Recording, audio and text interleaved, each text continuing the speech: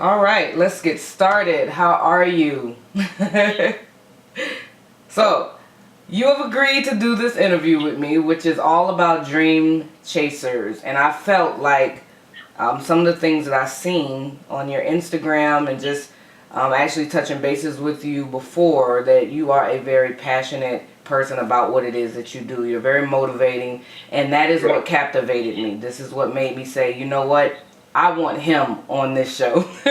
I want him to tell me his story because there is something special about this guy right here, and I want to know. I'm sorry, I might be a little nosy. That may be a little nose, but it's okay. That's all right. All right, so let's just jump right into the questions because I don't want to hold up all your day. My very first question is for you to describe yourself. Tell me your story. Tell me a little bit about you. Describe myself and tell me a story. How much time do we have? Well, who I am, how would I definitely describe myself as someone who has overcome a lot of adversities, a lot of strikes that were against me. And from what I've overcome has given me the desire to want to help others overcome, especially people who have been counted out, because that's who I was. I was once that person that was counted out, that nobody thought would, be anything. People thought I was just a wasted talent, a wasted intellect. And there are so many other men that are out there that are in that boat. They have what it takes to be great. They have what it takes to be a pillar in their community and in this world. But for whatever reason, some circumstances in their life have them in the wrong spots, in the wrong positions, and being a victim of the wrong thinking. So I'm just a person who was able to come out of that, come out of all the negativity, or most negativity, should I say. And it just gives me the desire to want to help others come out of their negativity. Because if I believe in me, I can believe in them. That is wonderful. That is on it right there. All right, so what gets you up in the morning? Like, what is it that fuels you in the morning to say, you know what, today is a brand new day. I got X to do. So what is your X? What gets you up? My X is pushing hard enough to get positivity to catch on in the world where negativity is glamorized. So every day I'm trying to put together things or plan certain things in order to get this to be popular, because it's not popular to do the right thing here in Philadelphia. It's popular to, be in the streets. It's popular to be a drug dealer, and you're more celebrated if you did 6 years in jail than you did if you spent 6 years in college and got a master's degree. So it drives me every day to try to get this to catch on to where it's not just me, but there are other people who are doing the same thing, and there are people who are leaving, that lifestyle to go into this better lifestyle. And so I'm just, every day, I'm trying to promote it in a fashion that will cause this thing to catch on and catch fire and take over and transform this city from, 400 and 500 murders to get those numbers drastically down. What the world really do need. They need more people like you to motivate them to be positive and look at things in a different aspect. So that's really wonderful. All right, so do you personally have a mission statement, like just personally for yourself, that you say every morning or every week, this is what I'm going to set out to do, this is my challenge of the week or for life? Do you have a personal mission statement? No, I do not. That might be a goal for me now to set a mission statement.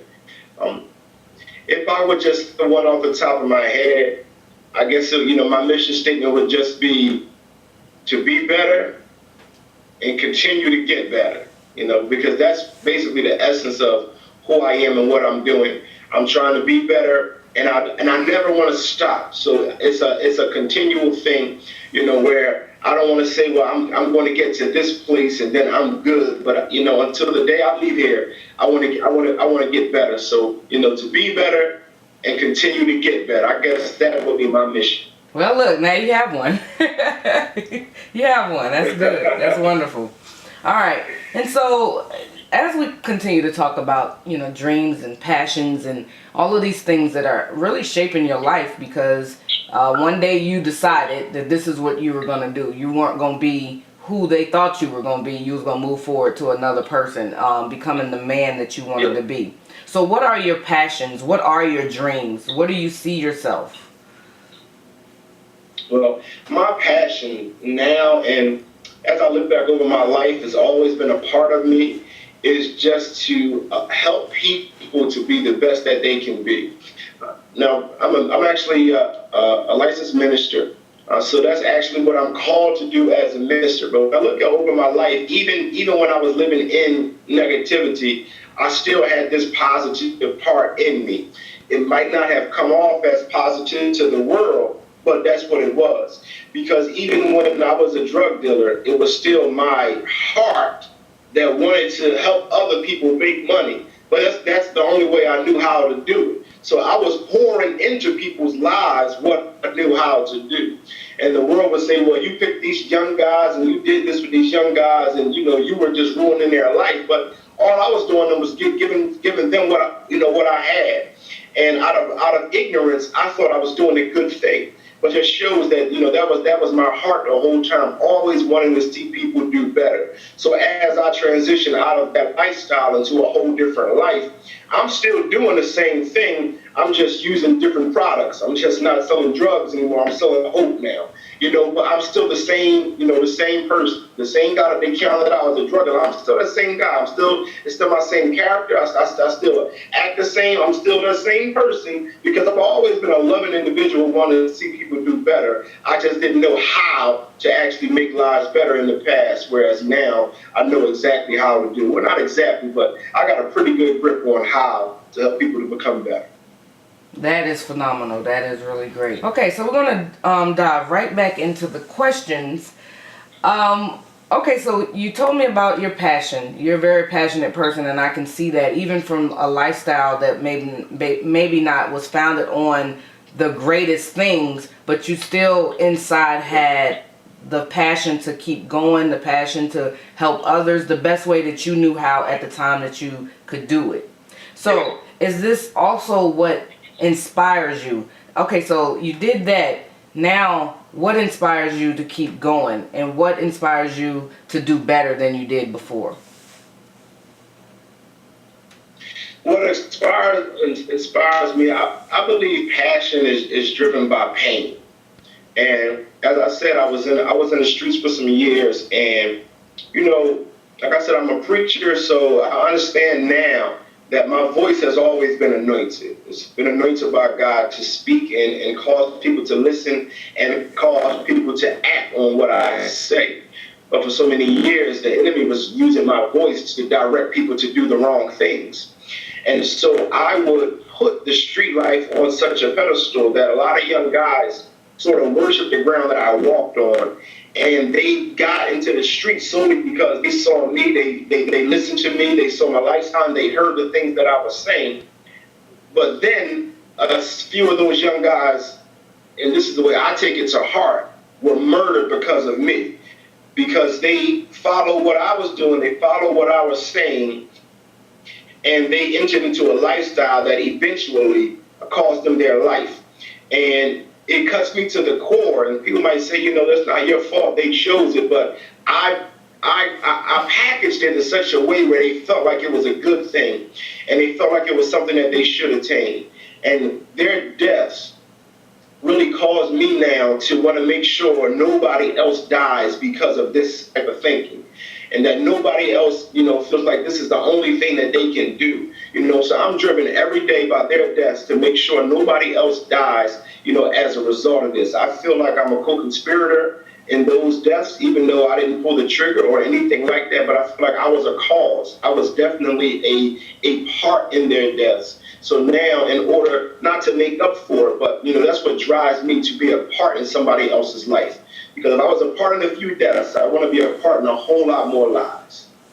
Okay, then that was really deep, and I really commend you on being able to speak openly about that, because a lot of people don't take responsibility for some of the things that they do in their past that may have hurt or hindered someone else, and they just move on without even acknowledging that. So that is actually really commendable, and I actually thank you for that information. And you are right. Passion is pain has a lot to do with your passion, because I would say even in my own life, being having a childhood that was very dysfunctional, I would say that I remember thinking as a child, I don't want other people to go through this. So I just want to help people. So even then, as a small child, and also, you know, making very bad decisions as I got older, I got to a point that in my core, like you're saying, in your core and my core, our goal has always been to really help people. We may not have known how to do it specifically, but we knew that that is what we wanted to do. So that's really great. All right, so okay, so the next question is, how do you motivate you to take actions in your dreams? How do you motivate yourself to get up and say, today I'm going to do this, and actually do it? Take the action, you know, put the action in your plan. March 28, 2000, wrestling with God, because he was letting me know he wanted me to quit my job to go full-time with my ministry. I finally put in my resignation and I left. So I have no other means of survival. This is, you know, I get up every day and I go so hard with this all day long simply because it's all I have. I'm a firm believer in not having plan B, because if you have a plan B, then you don't really believe in plan A. So I have no choice but to get up. The same way others get up for their job, I get up for this because this is my job. This is my life. This is how I'm going to eat. This is how I'm going to provide for my wife and my children. And this is how I'm going to be able to live the life that I desire to live. So I get up every day knowing that, one, this is what I love. It doesn't bother me to work on this all day long. You know, a job, you'll work 8 hours and you'll be looking for yours. I'll be working 8 hours and forget to eat, because I'm so focused on trying to get this thing out there in order for me to live the way I desire to live. So what gets me going is knowing that if I don't give it my all, I won't get it all. Amen. I like that, and that is true, absolutely. And I think that is one of the qualities that I would say people like you and I, and there's a lot of people like you and I, we just have to search for them, because they're not necessarily in our bubble of life all the time. They may be encouraging, they may be very positive people, but they don't have that, I would say, that little thing that says, you know what, this is it. And I agree with you with the plan B. I say that often, and I hear people tell me, well, there's a lot of different other alphabet. And I'm like, well, yeah, but if you concentrate on that, you'll make excuses to get to that next one. I don't want an excuse. I want to keep going. So yeah, I love that aspect that you brought out. That was very very enlightening. So the next question is, how did you turn your dream and your passion into reality? What did you do specifically to meet point A and point B, and now you're working it full time? What did you do? Well, God works, you know, he works things out. He knows the plan before you know the plan. So I'm actually a finance major. So that's what I went to school for, thinking, you know, I was going to be a financial analyst or a CFO of somebody's company. And, you know, I had desires from, you know, studying these people in school that were hedge fund owners. It's $1,000 a year from a job, you know, and that was my desire. But then when God called me away from corporate America, I still had my understanding of the finance. I still had my understanding of the business. And what we're taught in school is how to monetize anything. And this is one of the things what I teach when I'm coaching my people. I tell them, I don't care what your passion is, we can make some revenue off of it, because there's a market for everything. So because of my educational background, I was able to grab a hold of what I've already been doing, because I've been coaching for years now, unofficially. I didn't have a coaching job or anything like that, and I wasn't getting paid for it, but I was on the phone with people for hours, and people coming to sit down and talk to me for hours and So I've always been doing it. And so when I was trying to see, our God, where are you trying to move me to? What am I going to do, and how am I going to finance my life? He just spoke to me and said, listen, make sure, whatever you do is tied into to help men. So I said, well, it's no better way than to cause my men. So I'll do life coaching and transformation coaching and counseling and helping people set up businesses, or, whatever it is that I can do to help them. And since I had that educational background on how to structure it to make some money off of it, that's what I did. And, so I put together plans. So for me to go from point A to point B is not, it's not hard at all. And that's really good, and this is what it's all about. It's all about networking and getting you out there. Also, because it could be someone that watches this that need that type of help, and we want to provide that for someone. I don't want to stand in the way of someone that could have very valuable information to pass along to someone. So that's really great.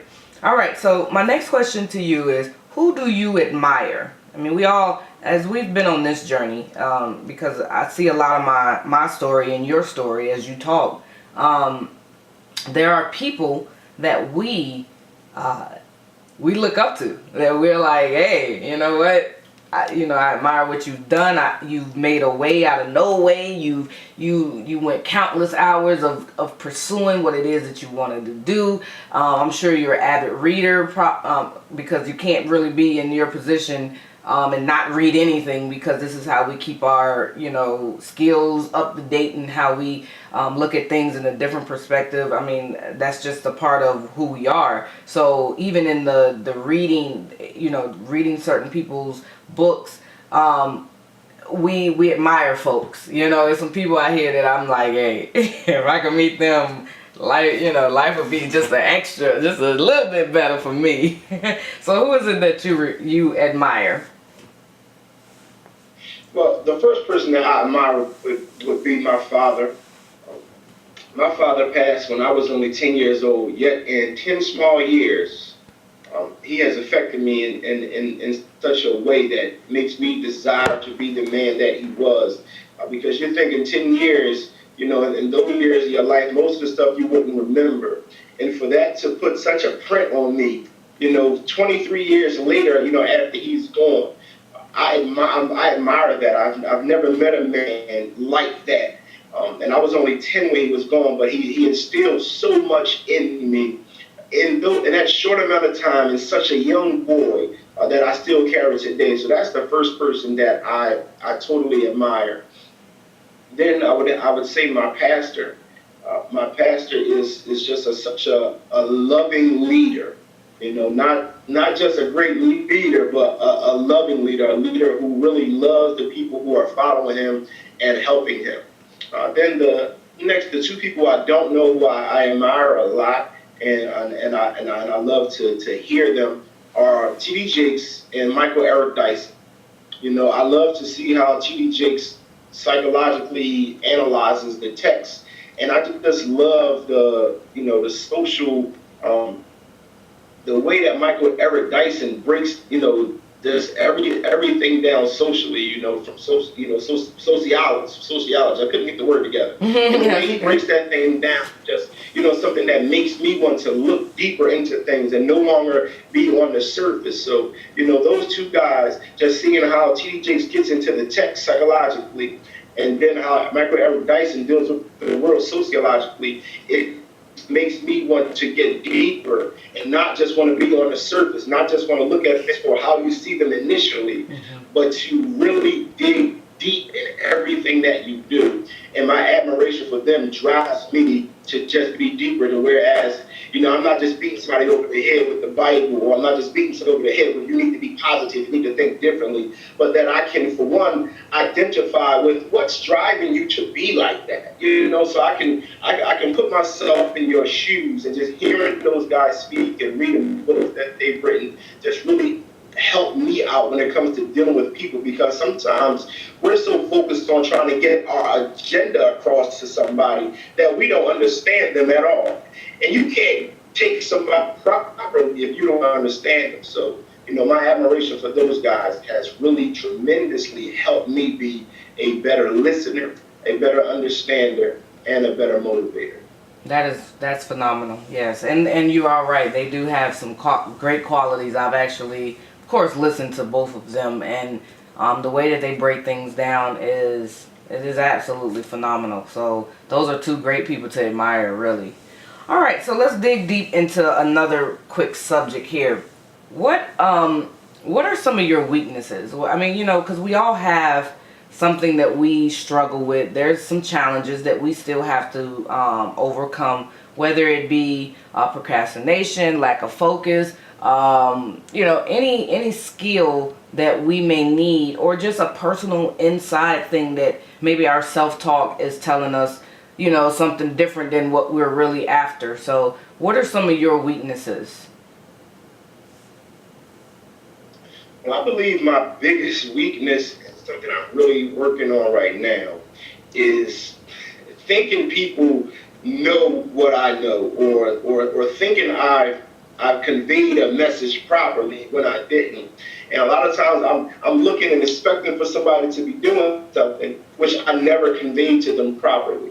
So that's something that I'm working on now, this communication. I think I'm a pretty good communicator when I communicate, but then there's sometimes when I just don't communicate and I think I did, or I'm expecting somebody to, understand something a certain way. And that's a real struggle of mine, but I'm definitely working on it. When I was in school, in psychology class, and they were, talking about the right brain and the left brain, it's still a struggle for me to accept that people can make conclusions without all the evidence.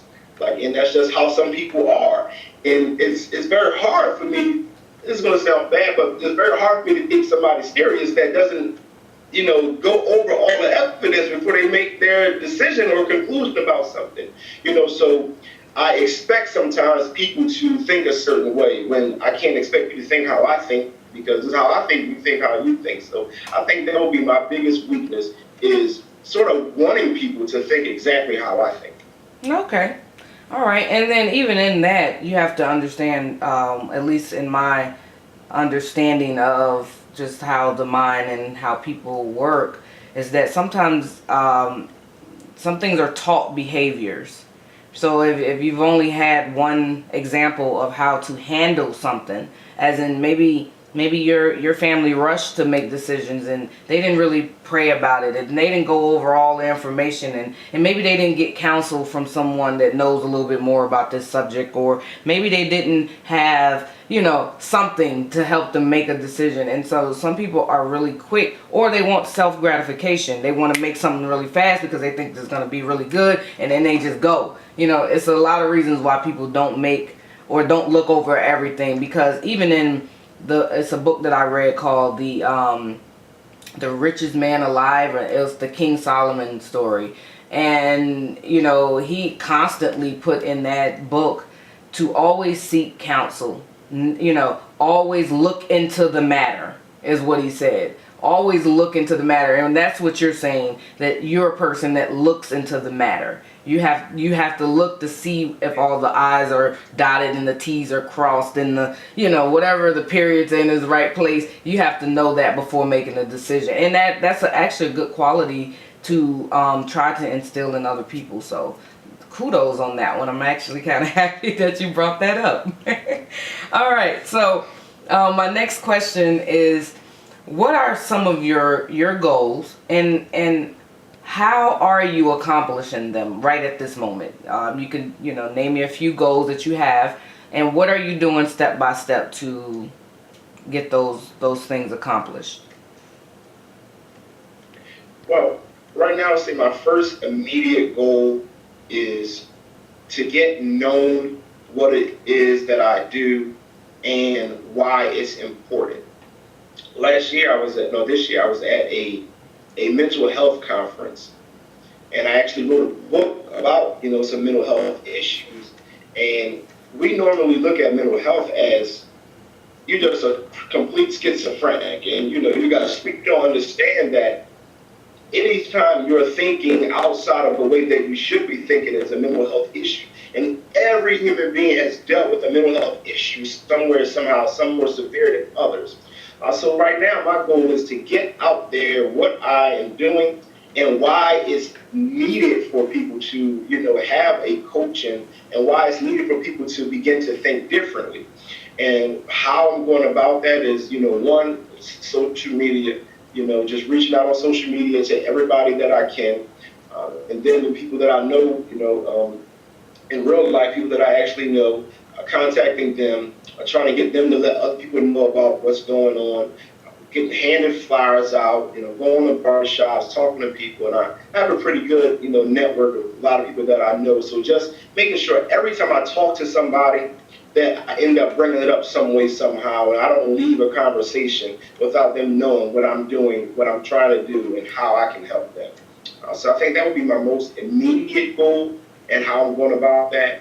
And a little further goal, I just did something called the Dare to Want More. And it's actually what I have on my t-shirt here, I Dare to Want More. So I'm just starting a whole challenge, and I want to take this around the country. It's going to be the Dare to Want More tour. So I'm going to go around and I'm going to be speaking. It's going to be motivational speaking, but not just motivational speaking, but we're going to bring a bunch of different resources out everywhere we land. So just here in Philly, we had credit managers. We had people who are there who will help you with something that's similar to a 401k, but better. And on how to save money, how to do a budget, and how to plan for the future. And we have people there who are starting corporations that are for anybody to buy stock in and things of that nature. So, we want to bring out all the resources that you need, and then I'll speak and try to enlighten you on why you need these resources. That way, I can dare you to want more out of life than just mediocrity, or to just than what they told you. Just go to school and get a good job, and be happy if you're making $19 an hour. So that's a goal that's, I don't want to say too far, because I want that to jump off soon. So okay, that's just a little bit further than me getting out there what I do. Okay. All right. And so where are you? You're in Houston? I'm sorry? Are you in Houston? No, I'm in Dallas, Texas. You're in Dallas, okay. Yeah. All right, because I was actually talking to somebody about stopping in Houston. So, but you're not that far. No, I'm not that far from there. I think it's like 3 hours from Dallas, so. Yeah. All right. So. We'll work that out there. Definitely. All right. So, so what I'm gathering, just through the first 10 questions that I've asked you, is that you're definitely on the right path. Your ideas are great. Your foundation seems to be in place. I mean, I know that you're going to add more to what it is that you do, because you're not content with being mediocre, as you just said. So, in this process, though, we have to sometimes sit back and we have to think, okay, so I'm afforded these opportunities. I'm doing the things that, even if it's small things, because I try to, at least when I coach, I try to tell people, like, look, let's still celebrate the small accomplishments. Let's not just skip over something that you've done excellent, even if it's just for a week, because the mind needs that time to get excited about what it is that you're doing. So even in that, I always tell them to be grateful. Be grateful for where you are and where you're going. So I'm posing this question to you. What are some of the things that you are grateful for? The first thing I'm grateful for is life. Exactly. I was in my car, and I could have had my head on the steering wheel with the horn beeping as I was dead. So I just celebrate life, but outside of that, I try to celebrate everything step by step, which is sometimes hard, because when you're looking at an end goal, sometimes it's very easy to overlook what you have done and overlook the quality of what you've done, and you're looking like, well, I want more people. So that's actually something that I really need to work on, is celebrating some of the things that I've done, because sometimes I overlook it because I'm so focused on the end goal. And then when, like, maybe I'm introduced before I speak somewhere, and the person is introducing me and saying things about me, I'm sitting there like, I did that, or you look at me like that. Whereas I'm not thinking I'm, that great of a person. I feel like I'm pretty good. But when somebody else begins to speak about me, it's like, wow. So that's something that I need to really work on. Yeah, and you know what?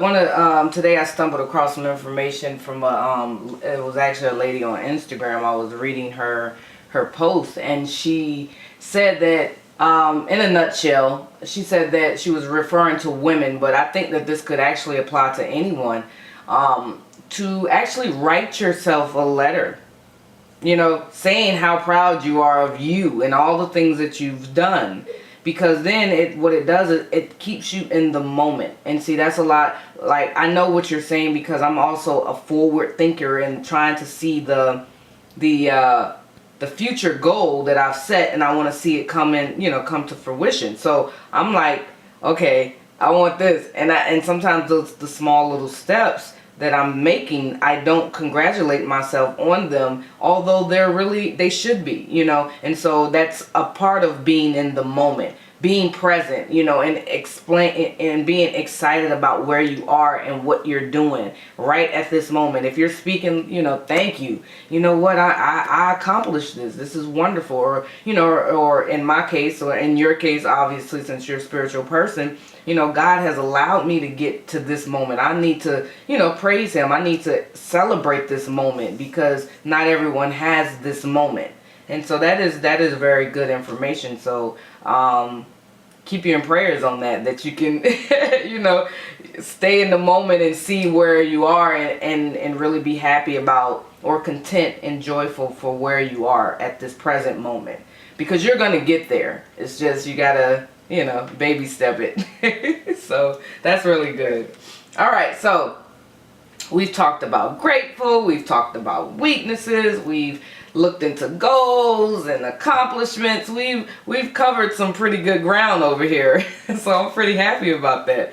But all in all of that, and everything that we do in life, we come up against something that we have to acknowledge, and that is failure. Sometimes, and I have my own philosophy, I guess, on failure. I don't think that we fail until we give up. That is just Janice, though. I don't think we fail until we give up, because as many times as you have to do something, you learn something. So there's no failure in learning. And that's my own philosophy and how I kind of guide my life, because some things are meant for you to be held back on. Some things you need to stay in that space for just a little bit longer to get the information. And that could look like a failure to someone else.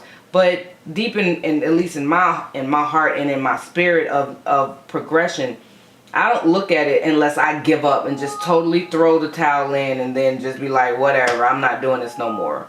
And so that is something that I'm not going to do. So I don't really look at failure the same. So how do you view failure, and what is it, if you do define it, what is it, and how do you deal with it in your own life? Well, as you stated, I would define failure as giving up. That's when it's actually a failure, or a total failure. But this is one saying that I have, and it's failure is a part of success's process. You cannot get to success without some failures. You're not going to find somebody who started tonight and tomorrow it just worked. You're not going to find somebody who put it out there and they're caught on immediately. There are always going to be some bumps in the road, for one, to keep you humble. And, there are going to be some things that are there to teach you, So I don't look at seeming failures as actual failure, like you said, until you give up. I've thrown events where there's a couple hundred people. I've thrown events where there were 10 people, and I got to understand that, for one, if I believe in this, I got to keep doing this no matter how it looks. So if something seems to be a failure, all right, well, what did I do wrong? What could I have done better? How could I have made this a success? So it's always a learning point or a teaching point, in everything. So that's my saying. Failure is a part of success's process. If you want to get some success, you're going to have to grab a hold of the fact that you're going to have some failures along the way. Absolutely. Absolutely. That is very good. Actually, I like that. All right, so Just quote me. Don't steal it. No, I wouldn't do that. Cause I just remembered like my very first speaking engagement was talking about my book, and I only had 9 people in the room. And when I had got all this information saying otherwise, I only had 9 people in the room. So I remember starting my speech off like, you know what? Maybe you all were meant to hear what I have to say. You know, maybe it was destined for just you all to be included in this information. I don't know, but I'm not gonna stop. So we're gonna go ahead and keep going with this. And they're just looking around like, oh, okay.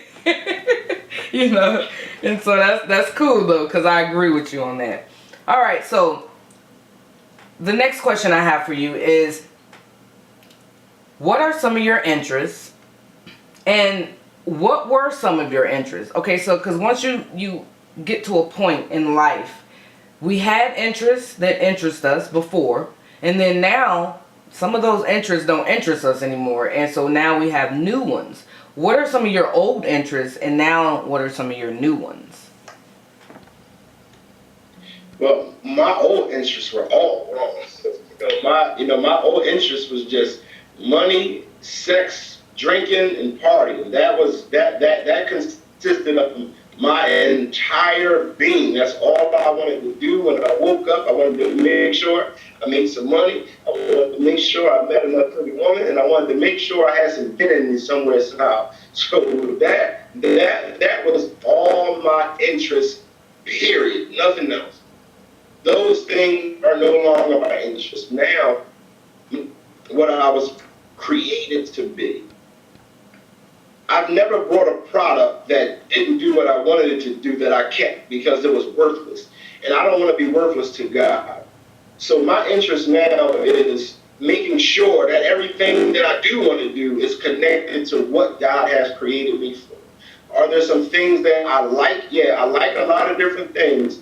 But I try to keep myself from focusing on what it is that I like, because I know my life is not for me. We weren't created just to, indulge in our selfish desires, but we were created to help somebody along the way somewhere. So that is, what my interest is at now. All right, so we're gonna get back into this. So we've talked. I've just learned so much about you. So I'm actually very happy and honored that you allowed me to interview you and kind of pick your brain on what it is that you do or have done to become a successful man. And so one of the other questions that always come to mind, and I mentioned it not too long ago, is that people, and I will keep saying refer to our lives, because you typically, if you're a coach, you're always trying to help someone do something that they either struggle with or have never done, or just to see a whole different perspective of life. And coaches are very special in my mind's eye. When I think about a coach, I'm thinking you want someone to succeed. That is what your goal is. You really want it, and you are willing to be selfless and take the act, or the steering wheel by the car by the steering wheel, and drive it to make sure that it gets to where to that destination. So I think that you should be commended because of that. But I do know that as a coach, because I am one as well, is that we are constantly reading. We are reading about everything, because any and everything can apply, especially if it's in the positive self-help realm of reading. And even some things that's outside of it will actually trigger something that could possibly help someone else. I know that we're reading the Bible. I know we're reading other books out here, and we're listening to people, and we're constantly being challenged to look at stuff differently, so that if I stand in front of you as a person that needed to be coached, that you could, find the information, go look in a book, go search the internet, go find something to help this person get through and get to where they want to be. So my question is, and all of that that I said, what are you reading? What are you reading? What are some of the top books that you read that you are like, yes, you know what? I have to tell someone about this book. It is the book that is helping me. Recently, I've just been reading a lot of different master's level psychology books. So I really don't know the name, of the books, because I didn't go to school. Like I said, I went to school for finance, so I didn't go to school for psychology. But I have a friend of mine who works with my ministry who just graduated with her master's in psychology. So I got all her books from school. Okay. So I'm sitting here reading college books. Oh no, that's great. One psychology book that I do remember the name of that has really, really, really helped me, and it was Alvin Adler's Understanding Human Nature. Say that again. And he really was Alvin Adler's Understanding Human Nature. Okay. All right. And from the introduction, it just had me captivated. I felt like he was prophesying about me in the book. Oh wow. So that, and I got a book by a man named Jeffrey Johnson. He's a pastor out in, I believe, Tennessee. It's called A Letter to My Sons. That's also very, very, very great read. Okay, cool. I have not read those two books, but I will definitely look into it because I'm an avid reader. I'm always reading, so I Alchemist, get that book. I got to get that. Yeah, and I ordered it. It should be here really soon. So me and my cousin and I are gonna read it together and kind of just mull over it and go back and forth with it. I'm kind of excited about this book because I've heard so many great things about it. All right, so that's good though. I mean, it doesn't matter if it's psychology books. If it's helping you get a different perspective and really looking into the minds of the people that are going to stand or sit in front of you and you can help them, that's wonderful. I keep saying that I should go back to school for psychology because I am totally interested in the brain. Think about what I'm saying. Yeah, I'm totally interested in the brain and how it works and how we go from thinking to action. What is that process? I mean, I know it from what I've read, but I want to know it in the mental category. I want to know it from the brain standpoint. So I'm super interested in that. So I can understand where you're coming from with that. All right. So the next question that I have for you is that we all have habits. Things that we do, whether good or bad, we have them. What are some of the habits that might be holding you back from success? Is there any one thing that you can say, okay, you know what, if I kind of stop doing this, not kind of stop, but really stop doing this, I can get to this level here because it is the one thing that I really do need some help with? I really don't know. Right now, I mean, I'm giving 100%, to everything that I'm doing, and I believe, some of the bad habits. I used to be a very, very bad procrastinator. Okay. I guess that was the last thing that I had that I needed to, overcome, and that I definitely have overcome to get on top of everything and no longer be ahead of time. So right now, I still got to be something because I can't believe I'm perfect. Right, but I just know that's impossible. But there's nothing that comes to mind right now. I was identifying a lot of things that were wrong with me and wrong with the way I approach things that I definitely, worked on. But there's probably a blind spot. No, not probably. There's definitely a blind spot somewhere that I just haven't saw yet. Well, can you tell me, what did you do to overcome procrastination? Because somebody might be dealing with something like that, and if you've mastered that, is there anything that you can throw out, that could help someone that may, they're on their track, but this, procrastination, just not really following up on the things that they need to do? Can you give them something that you did that helped you get over it? Yeah, I plan my days out. That's, what I begin to do. Even though I don't have a structured job, I have a plan. When I get up, it's like for the past couple months, I was doing intervals. So I was getting up at around 6 or 7. I would go to the gym. I would come back. I would read my Bible for 2 hours because I teach every week. So I would study first so I can teach. Then I would read a psychology book for 2 hours, and then I would read something else for 2 hours. So every day I had a plan on what I was going to do the next day, and also I set goals. prior to that, the conversation with my cousin, and I was telling him, well, I was in the process of writing, and he was asking me, so when is going to be the book launch? And I was like, I don't know when the book launch is going to be because I'm not finished with the book yet. And he said to me, you should make your book launch date now. That way you got to be finished with your book. So that's what I did. I booked the date. I paid for the venue and everything. And then I said, well, I got to get the book done because I have a goal in mind. So that's, what I would say, plan things out and have goals to get things done. And make sure your goals are ahead of time and not, later on or so close to a deadline.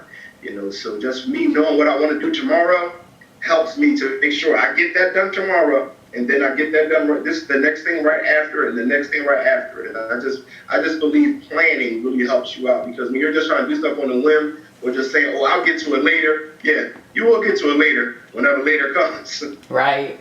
Okay, that was really good information. So you would say to always try to plan out your days, no matter what, even if you have a structured job. After you get off of work, have something in place, especially if you're following your dream and it's something else that you are interested in doing, to go ahead and plan that out. And that's a really good idea because I felt like I was in a procrastinating. I was still in personal development when I wrote my book, as in I was still learning different things about myself and how to structure my days, if you will. And I remember procrastinating a lot about my book. Like, I remember saying, I'm going to write today. And then it would just, it wouldn't come for me. And I would be like, man. But then I would make the excuse that, my creative mind needed time to, do X, Y, and Z before I could sit down and write. Which is somewhat true, but not fully. You know what I'm saying? So that is a really good way of looking at it. And I'm writing a second book. And I find myself almost in the same spot, but I'm actually doing a lot of research for this book. So I think that sometimes mentally I take that as my excuse, kind of like I'm researching. So I'm gonna write. I just gotta get the information that I need to, So I gotta thank you for sharing that though, because that just actually gave me a different perspective. You got to spend your time researching. What'd you say? I said, as long as you actually research. Right, I am actually researching. That's fun. Something. Look, I'm actually researching. All right, so this is actually my last question, and I have enjoyed this time. Like, actually, this is not my last question. I'm sorry. I actually have 2 questions left. So this one is, most times we're feeding something. We're either feeding our fears, or we're feeding our success, or our dreams, or our goals. We're either going in the direction of goals and dreams and aspirations and all of that, or we're looking back at our fears, or we're inside of a fear of some sort. Which one are you feeding at this point? Or if you fed your fears last time, what did you do to get out of that? And now are you feeding your dreams? Which one, or how are you doing either one? Feeding fear or feeding dream? I'm feeding the dream 100%. It's not. No, I'm not feeding a dream. I'm feeding my plan, because dreams you wake up. I'm feeding the plan that I have for the future. I've given up on fear. I've given up on being scared of what the future holds. I believe wholeheartedly that I will be where I see myself in, and that's why daily I'm doing something that will get me there. And the question I always ask people is the life you're leading you to the life that you want? And for some time, all in a place where we're not leading the right life. But right now, I've come to a place where, again, like earlier, my life depends on this. So every day I have no choice but to feed what I want to see in my life. Because if I'm feeding into fear, then that's going to hold me back a day. And I don't want to be held back a day. I want to make sure that I get to where I'm supposed to be as soon as I can. Now, I'm not rushing it, but I'm definitely not going to delay it. So right now, I'm feeding the plan. I'm feeding the plan everything that it needs to grow. Absolutely, that's great. That is great, and I have that same sentiment. I'm definitely feeding my dreams and my abilities, my action plans, my personal development, which leads me to another question. What are you doing personal development wise? Where are you? I know you said you're reading the psychology book, and that is phenomenal. But is there any other skills that you are acquiring in this process of living your dream or having the reality that you want? Well, I have to go back to the psychology books because the first person I'm psychoanalyzing is myself. And, from the books are showing me so much about me. It's teaching you how to do it to other people, but the first person I'm doing it on is myself. So to get better as a human being and as a coach and as a listener, so that's what I'm doing right now. I'm analyzing myself, seeing the things that are keeping me back, and seeing the things that are causing me to think a certain way or causing me to view the world a certain way. And as I'm doing that, that's helping me, to become better.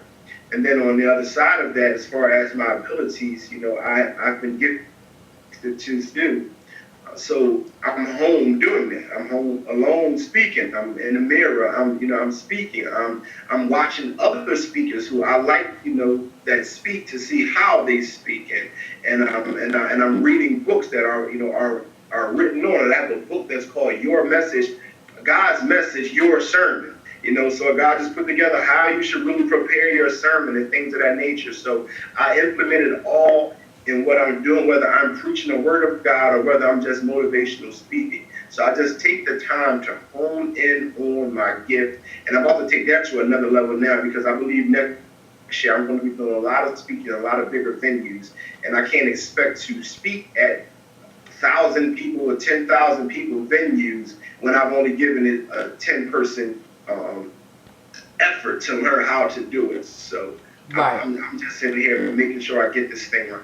That's really good. Good job. I see myself doing that as well. So I too am studying to be better in speaking and all the things that I do. I'm always constantly pushing myself, and that sounds like there's something that you are doing as well. So my last question, and then at the end I would like for you to just give your information, and I'll put it I'll actually type it inside of the video, so people will know where to find you and your information on if they want to know more or anything that you would want to tell the people that are going to be watching this, some things about yourself and where to find you at. So my last question to you, and I like this question because a lot of people don't take the time out to realize who are they becoming, because we are who we are.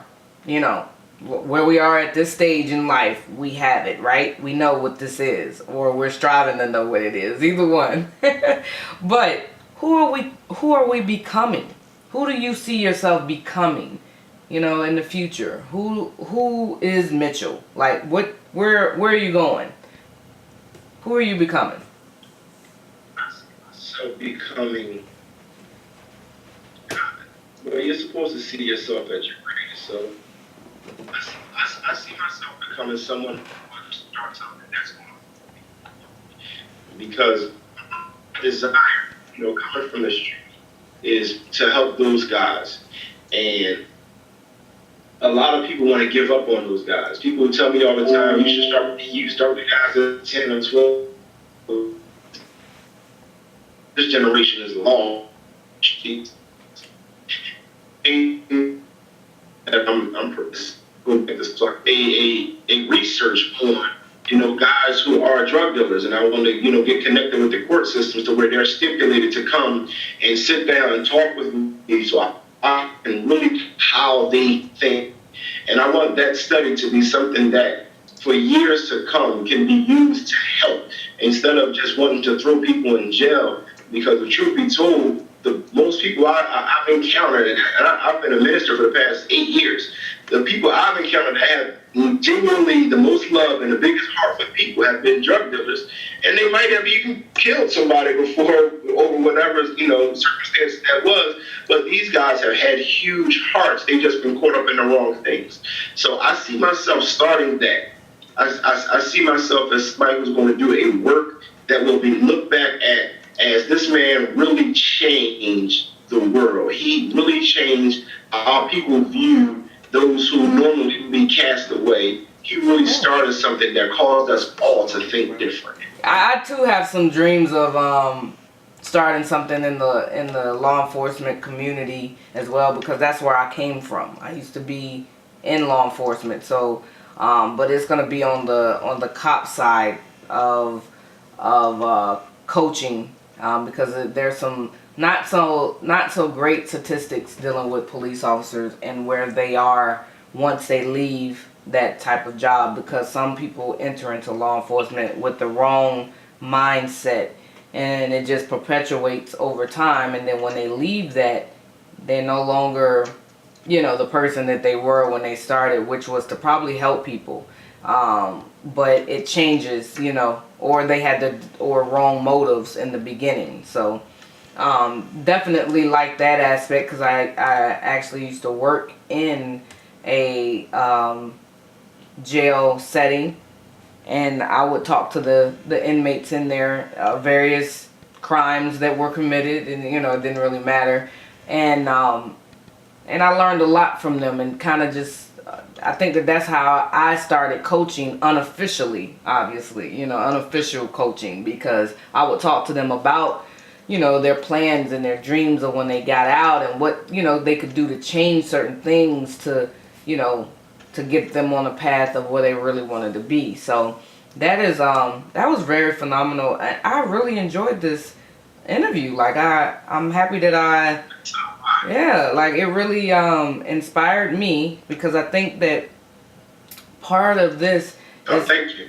Oh, you're welcome. And part of this is to inspire you and inspire me. And so each person that I sit down with, they give me a little bit of themselves, and that is not something that I take lightly. I value that information, the fact that you're able to come in and really say who it is, because if you weren't there, you wouldn't do it. You know what I'm saying? If you think, like if there was ever a time in your life, like I know for myself, that there was moments where I was not strong enough or confident enough to speak or tell someone my dream, or where I am, or what I'm doing, and so on and so forth. So to get to this stage, it shouldn't really be taken lightly, and we should celebrate that accomplishment of actually knowing your purpose, your life's purpose. And that's one of the things that I'm doing this series for, is so that other people can see, especially young people can see, that it's okay to have your goals and your dreams and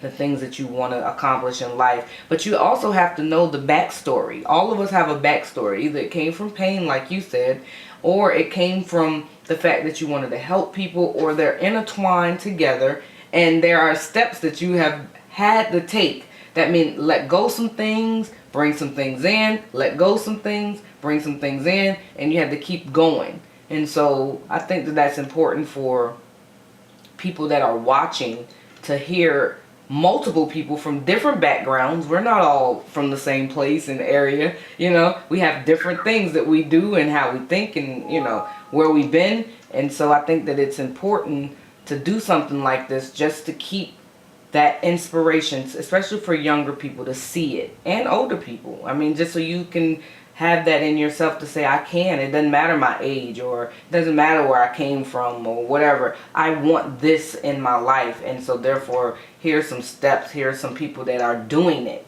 and that have adversities and have things that they struggle with, but they're doing it, So I commend you on just sitting down with me, and not even knowing me, but just being the person that took a chance, because you really didn't know anything about me necessarily, but I seeked you out because I seen you on something else that was very positive. You see what I'm saying? So it's always a reason why that people are connecting. So I appreciate it. Thank you so much, Mitch. It's been definitely a pleasure. So I want you to tell people where you are. What are you doing? I mean, where you are, how to get in contact with you. I will put it on the screen for them. So as you're talking, it will be typed up there so they can see it. So how can we find Mitch? Well, you can find everything about me on mitchellchance.com. MITCHELL, Chance, CHANCE.com. Everything's on there. Links to my social media are on there. I don't know when this is going to air, but the site will be up and running January 1st at noon, and it's just so much good stuff on there to help men, and also some of the principles can help women also. So mitchellchance.com. We'll make sure that is up there. I don't know. I think that this will probably come out the second week, but it doesn't matter because it'll already be up and rolling. So, so they'll have a chance to see everything. All right, well.